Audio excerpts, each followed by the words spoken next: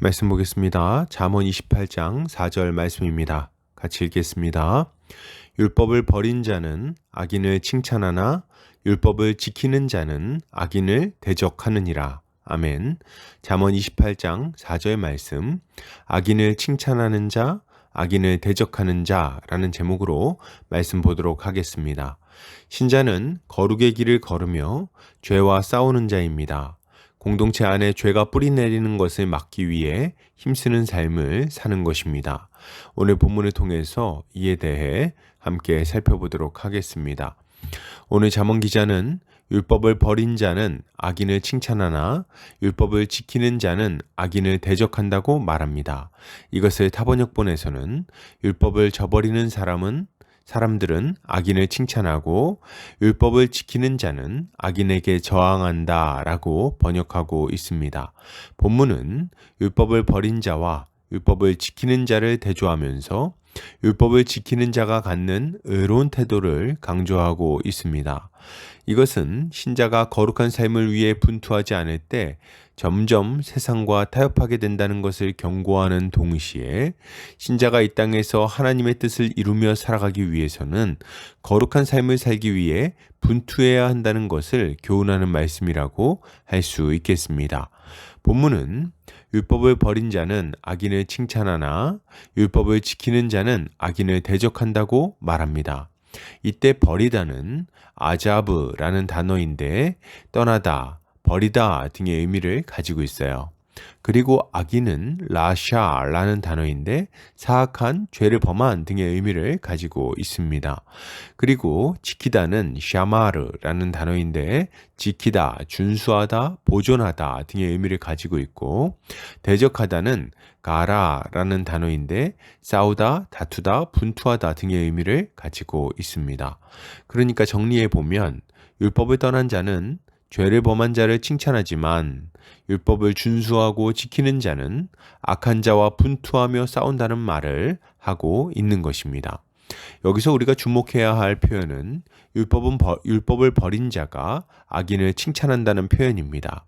율법을 버렸다는 것은 율법을 지키기 위해서 애쓰고 분투하는 삶에서 떠났다는 것을 의미합니다.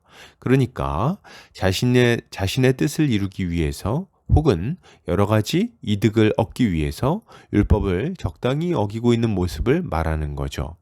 그러면 이런 자가 악인을 칭찬하는 이유는 무엇일까요? 입은 삐뚤어졌어도 말은 바로 해야 한다고 악인들을 책망하고 경계해야 되는 거 아닙니까? 율법을 떠난 자가 악인을 칭찬하는 이유는 분명합니다. 이 사람은 율법을 어기고 죄를 범한 자들을 용납하고 이해해 주는 것을 통해서 자신의 잘못을 가리려고 하는 거예요. 심지어 오늘 본문에서는 이 사람이 악인을 받아들여 주는 정도가 아니라 그를 칭찬한다고 말합니다. 왜 칭찬합니까?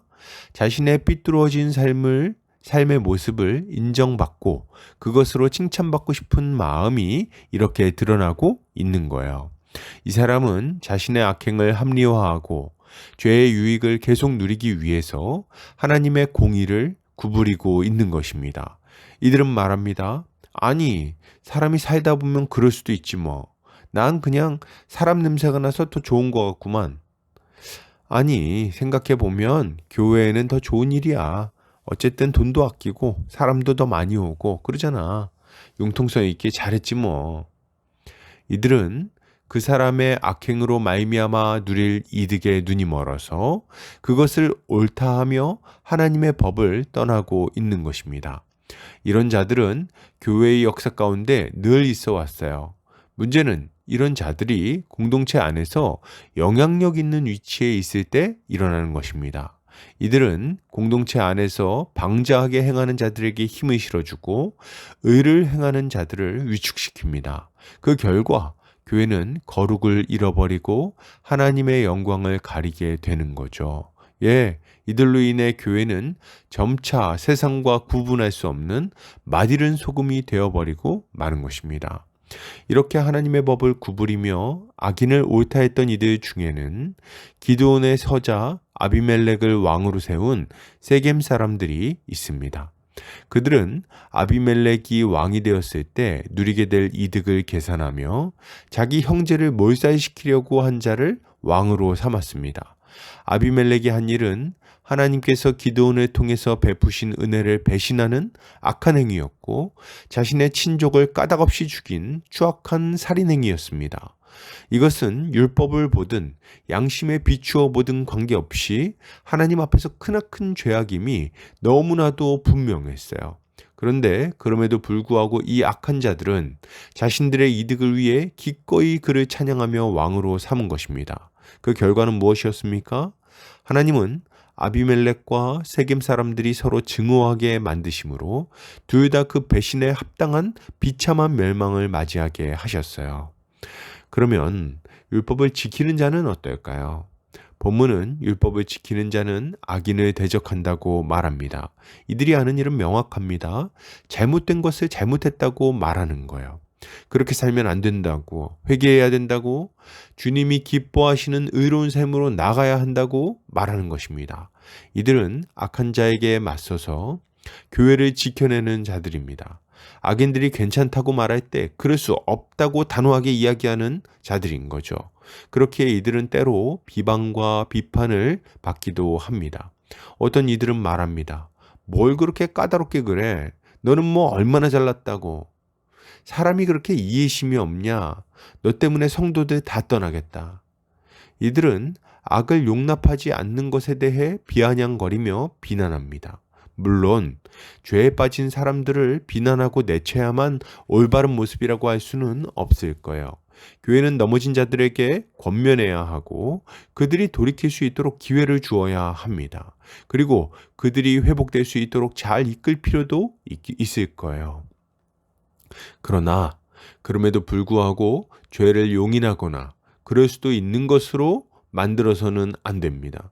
죄를 별것 아닌 것처럼 여기는 분위기를 만들어서는 안 된다는 거예요. 왜요? 이렇게 했을 때 믿음이 연약한 자들이 죄를 가볍게 여기며 쉽사리 죄의 습관에 빠질 수 있기 때문입니다. 사도 바울은 적은 누룩이 온덩이에 퍼진다고 경고했습니다. 만약 교회 안에 이처럼 죄를 가볍게 여기는 분위기가 들어온다면 어리석은 자들은 죄에 빠져서 스스로의 삶을 고통스럽게 만들 것이고 공동체 전체에 큰 고통과 어려움을 가지고 올 것이 분명하기 때문이죠.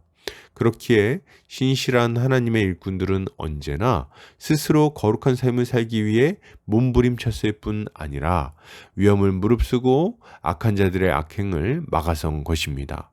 이렇게 하나님의 법을 사랑하며 악인들과 맞섰던 일꾼들 중에는 세례 요한이 있습니다. 세례 요한은 주의 오심을 준비하는 자였어요.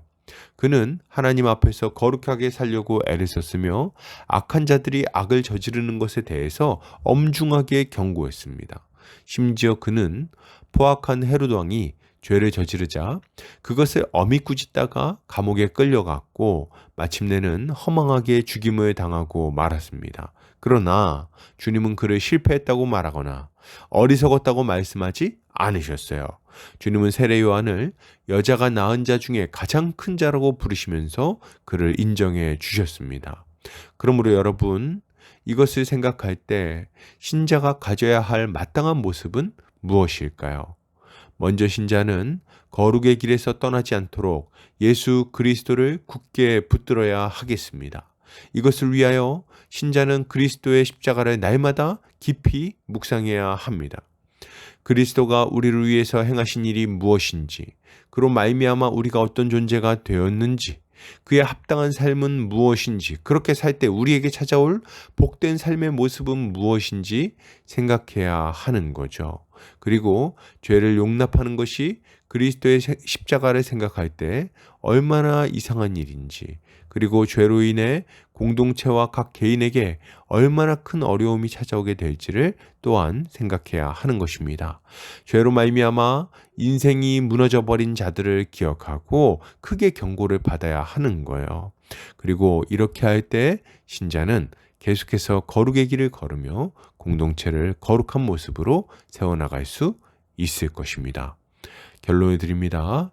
여러분, 십자가 복음을 굳게 붙들고 거룩의 길에 머무릅시다.